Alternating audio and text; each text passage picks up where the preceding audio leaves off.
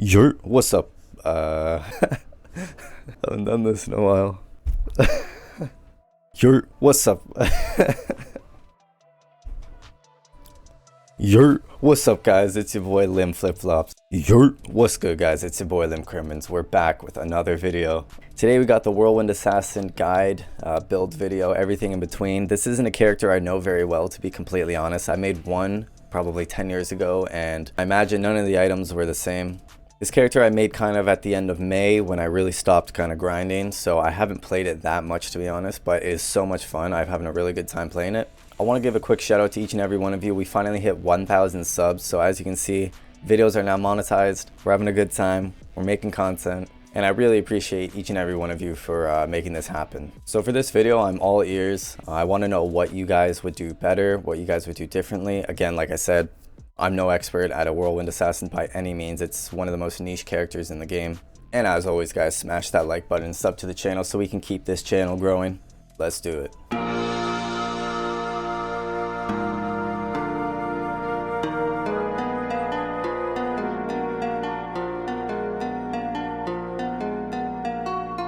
Alrighty, guys, this is the Whirlwind Assassin. I'm level 89, and just right off the bat, like, this is easily the coolest looking character in my opinion. The Great Helm, the Monarch, the Redemption Aura, all black. Anyways, as always, we're going to get through the skills, the stats, the gear, some gameplay. So the main thing with Whirlwind Assassin, you can be a physical Whirlwind Assassin or a poison Whirlwind Assassin.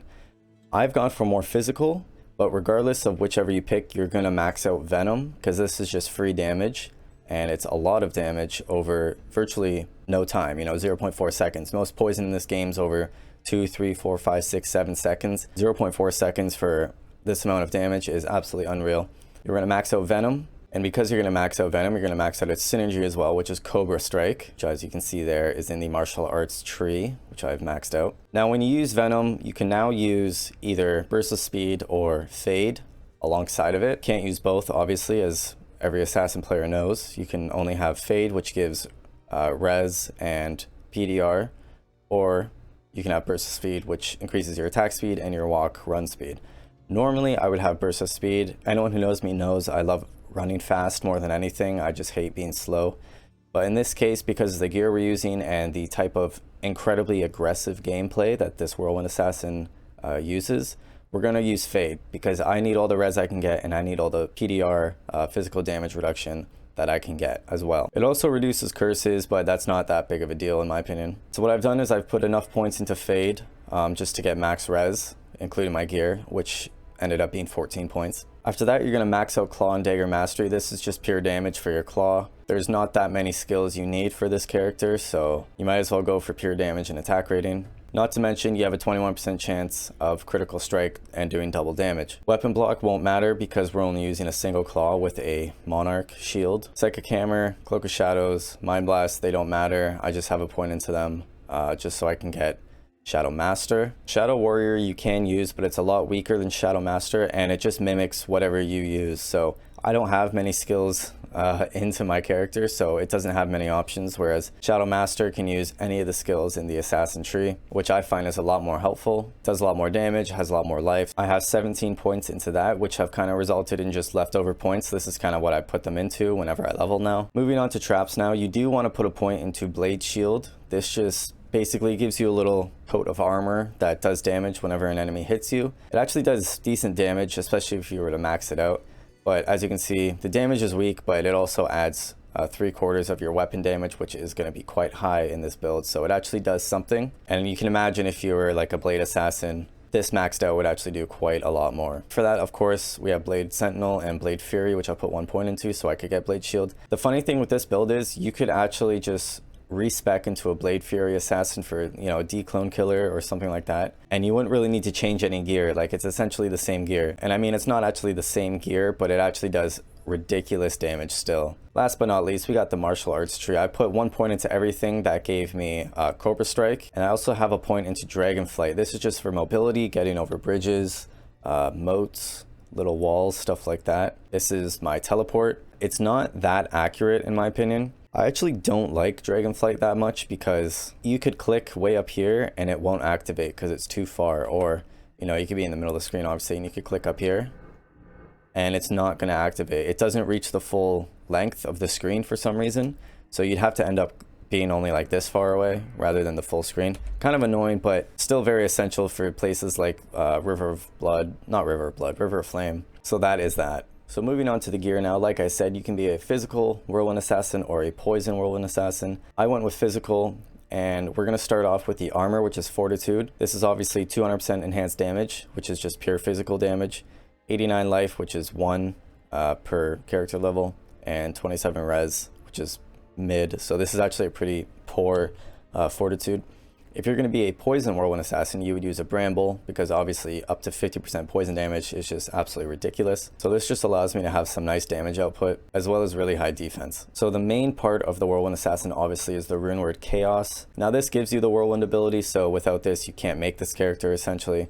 I put it in an ethereal superior Scissors Swaya. This is the best claw class that you can use. Scissors Guitar is good too, or just a regular Swaya. Now I made it Eth because it's indestructible, so you can use an ethereal weapon, and this weapon is absolutely insane. Like, you can imagine if you were a poison, you could get maybe +3 to Venom and +3 to something else, Fade maybe, or I'm not sure how the actual tier of skills work when rolling on a claw, but you get the point. What's really cool with PD2 is that they now made things to proc on Whirlwind. So 18% chance to cast level 21 Frozen Orb on striking. That's huge. Normally that wouldn't happen. So of course, Frozen Orb, when you're whirlwinding and this just procs, I mean, it just freezes everything, and it's great for survivability, great for crowd control, and it really just helps the build altogether. Moving on to the helmet, there's a few options you can go here. I've seen Vamp Gaze, I've seen Crown of Ages. I went with the G-Face 3 socket with 3 runes. I really just want survivability, so 45 all res. And in my opinion, this is the greatest budget melee helmet. This is a pretty average Whirlwind Assassin as far as gear goes, and it's still pretty expensive. I mean, you're gonna see guys with the Declone Claw, Materials Armor, stuff like that, where the price is just gonna skyrocket. So 30 FHR, which is very helpful. 35 Crushing Blow, 15 Deadly Strike, 15 Strength. I love this helmet, and like I said, I mean, how cool does it look? I mean, nothing beats an assassin wearing this helm style. For the amulet, we use Atmos Scarab. I use this for the Amplify proc when whirlwinding. This breaks physical immunes. This takes enemies' physical resistance and lowers it, which is fantastic. 52% attack rating, which is great. 400 poison damage, that's also great. I have an 11 to dex slam on it, which is very helpful. Some poison res, and that's pretty much it. You can use High Lords, you can use Cat's Eye. The good thing about this build is that there's a lot of customization and variety. For the shield, I'm using a Phoenix. Now, unless you have the claw that drops from Declone, using just 1 claw plus Phoenix is going to give you the highest damage output, rather than Chaos and what's the other one? Fury or Plague, I think is the other one. That's just the way it is. Phoenix gives 330% enhanced damage, which you will not get from any other claw, minus Declone. Level 13 Redemption, which is fantastic for regaining mana and life while you're in the thick of it, you know, whirlwinding through crowds. Some other good things, defense versus missile, some life. You get max light and max fire res, which is great, and a bunch of fire absorb. And just the Redemption Ore plus the look of the shield. I mean, I just can't get enough of this character. Onto the boots now. Gore Riders, of course. Any melee character's dream. Faster unwalk, Crushing Blow, Deadly Strike, Open Wounds. I have a 22 Replenish Life, Corrupt on these. Don't really know why. I think I just did these myself and I kept it because Soul Drainers give minus 30 drain life, which just kind of paranoids me. Like, I just don't like it, just draining life, standing still. So this kind of balances that. It wasn't on purpose, but it works out in the end. Onto the ring, we have a Ravenfrost with a nice dex corrupt, so 184 attack rating, 25 to dex. This character has a lot of dex because that's what adds damage. 9 cold absorb and cannot be frozen, which is essential for any character in the game. For the belt, we have Nosferatus. In my opinion, this is the best belt. You can go for maybe Verdungos, String of Ears, something like that. 20 IAS, 3 life stolen per hit, some Deadly Strike, slows target 10%. I have a 22 to strength corrupt on it and 2 mana after each kill, which isn't really that helpful because you have redemption anyway, so you don't need it. The next ring, we have a BK ring. This is a pretty low one, 18% damage, some attack rating. I have a very nice 6 to all attributes corrupt on it, so you know, 6 to strength, dex, and vitality. Some light res and a perfect 6% PDR, which definitely helps when you're whirlwinding in groups of Doom Knights and stuff like that. And for the gloves, of course, we have Soul Drainers, mana and life leech, perfect minus 10%, enemy physical res. Almost perfect, minus 98 to monster defense per hit, so that really helps take down defense of maybe bosses or just large groups. Some cold res corrupt, which is shit. And like I said, drain life minus 30, so that just kind of sketches me out. I don't like it, but it's a give and take, right? So for the offhand, we are not going to use a CTA. We're going to use 2 4-skill shadow killers. The reason for this is that we're actually going to buff ourselves, buff all our shadow skills, fade, venom, stuff like that. So by doing this, you actually get plus 8 to skills, whereas, you know, a CTA and a lidless would give you like plus 3, plus 4. Ironically, I got 2 mana corrupts on them, which doesn't mean anything. I put a foul rune in each of them to give me plus 20 strength. I did this because when we are buffing, we switched to Shadow Dancer boots, which have a lot of strength requirement, and I couldn't reach it. So this is just a nice little on-the-spot maneuver to reach that strength requirement. So like I said, the swap gear, we're going to switch out into Shadow Dancers for plus 2 skills. We're going to switch to Venom Grip, which gives us plus 15% poison skill damage for when we use Venom. That poison damage actually sticks with you when you switch back to Soul Drainers. We have a plus 3 Shadow Helmet and a plus 3 Shadow Amulet. Now you can imagine plus 1 skill corrupt, plus 1 skill corrupt. There's lots of room for improvement, but I just got the essentials of what we need and it does a great job. So we have a 42 19 10 Assassin Torch, nothing special, and a 52 17 10 8 Nihilus, which is pretty average, I guess. For all the GCs, we're using max damage charms, so that's a very nice one. I think I got this in my GC reroll video. You can go check that out if you'd like. And mostly 9 or 10 max damage. There's an 8. There's another 8 with FHR. These were quite expensive, but it's definitely worth it to take you to that next level. And a bunch of either lifers, maybe some res, damage one there. That's a pretty nice one.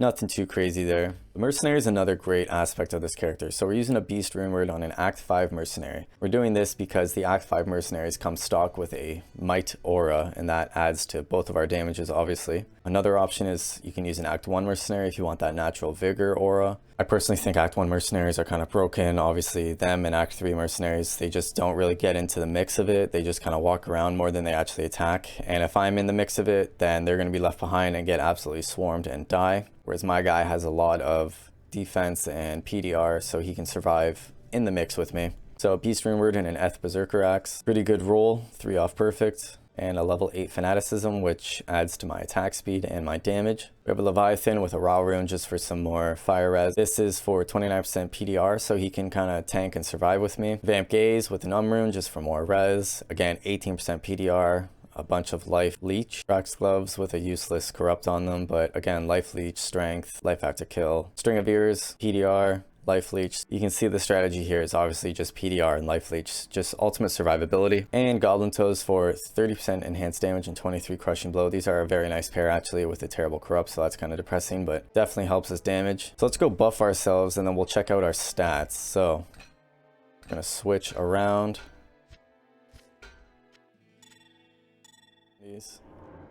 We got there Shadow Master, Venom, Fade, Blade Shield, and then we switch back.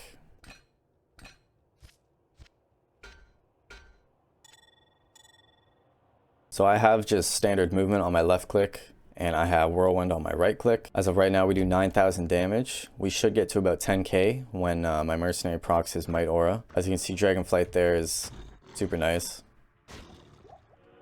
And that Tainted one-shotted himself when hitting me, which just kind of shows Blaze Shield is pretty nice. There we go. We got the Might Aura, and as you can see, we do 10k Whirlwind damage, which is absolutely insane for a physical Whirlwind Sin. I don't know how much you can do with Tyraels and a Declone Claw, but definitely more than this. So 83 Fire Res, 75 Cold Res, 83 Lightning, and 75 Poison. So perfect res and then some. We have a 58% chance to block, so this is going to be better than what you can get from weapon block skill using 2 claws. I don't have points into dex just to get max block. Obviously it's just for damage, and it just so happens to increase my chance to block. Over 14,000 attack rating for Whirlwind, which is pretty ridiculous. So typically I'll Dragonflight into a group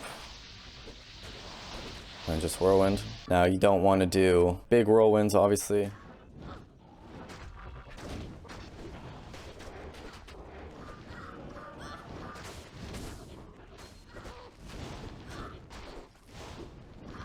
So the good thing about being a hybrid character is that You can kill poison immunes with physical damage, and you can kill physical immunes with poison damage. There aren't many things that you can't kill in the game, especially with Atmos Scarab and casting that amplified proc. You can take the physical immune off of most monsters. The annoying thing about Dragonflight is that you need a monster there to telly. There isn't one, so we gotta run around. But the good thing is that obviously it kind of brings your Mercenary and your Shadow Warrior back with you, or Shadow Master, excuse me. So always remembering to do little circles. You don't want to do big long whirlwinds because that kind of commits you for a 5-second period at times. You just want to go in and out. Everyone always says the strategy, the technique is triangles, which I agree with.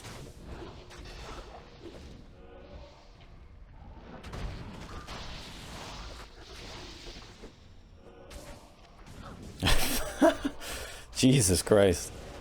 Alright. Fair play. This is why I do Chaos Sanctuary, bro. It's so easy just to find high runes all the time. I have 0 magic find. Obviously, that doesn't affect high runes, but if you guys are starting Season 3, I mean...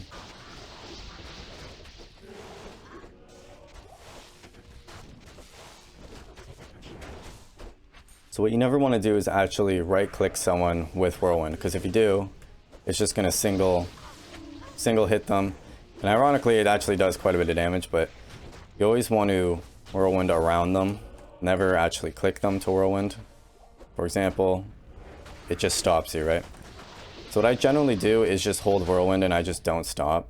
I mean, if we're doing a really high density map, I'll just right click it and just one hand the whole game like this, and I just won't stop Whirlwinding. As my boy Haywire would say, if you're spinning, you're winning. Basically, the only time you're vulnerable as a Whirlwind character, Barb or Assassin, is when you stop Whirlwinding. Again, little circles, little triangles, and bada boom. So we're going to try something different. We're actually going to go for Blade Fury to kill the boss. I think it'll be faster than Whirlwinding. Like, look how ridiculously fast that is. And I'm not a Blade Assassin. So that's actually a really good option for map bosses or single target bosses of any kind. I still do 6,500 damage. Okay, we're going to rip a T3 map. This isn't a crazy one. But this is one of my favorite maps to do. There are some poison immunes on this map, but as you can see, like I was saying before, I really just hold down, right click, and I just go to town. I don't really let up, because the minute you stop whirlwinding, you become vulnerable.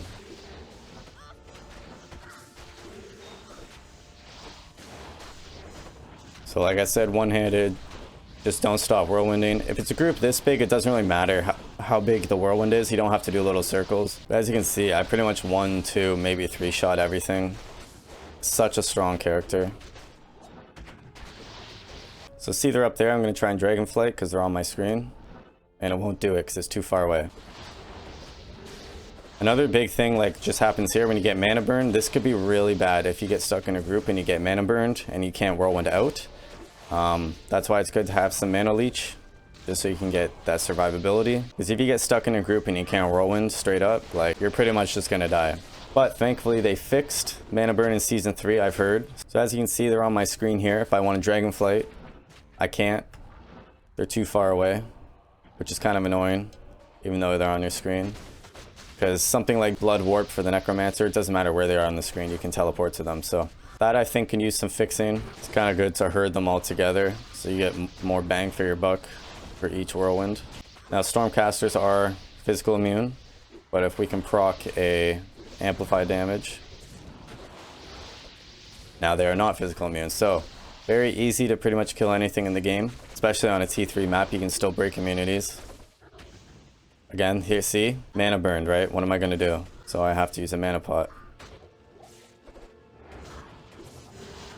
That's when it can be very dangerous. I was talking to someone in my comments on the most recent video I did, and he's saying he doesn't know, like, it's kind of sketchy to do something like this on hardcore, and I completely agree. It's such a liability to play a character this aggressive on hardcore, especially on a map that's going to be 300% density and way harder stats. So this is the Whirlwind Assassin, guys. I've had a great time playing this character. It was kind of last minute at the end of the season. I just threw some high runes together, made my own rune words as I usually do, and I've had a lot of fun with it. Looks great. can pretty much do anything in the game, does tons of damage. Let me know if you guys have made a Whirlwind Assassin in PD2. I know it's a super niche character, but I love it. It's a lot of fun. And if you're stoked for Season 3 like I am, it starts this Friday. Let me know what you guys are making down in the comments. I personally am going to start with a Fire Druid.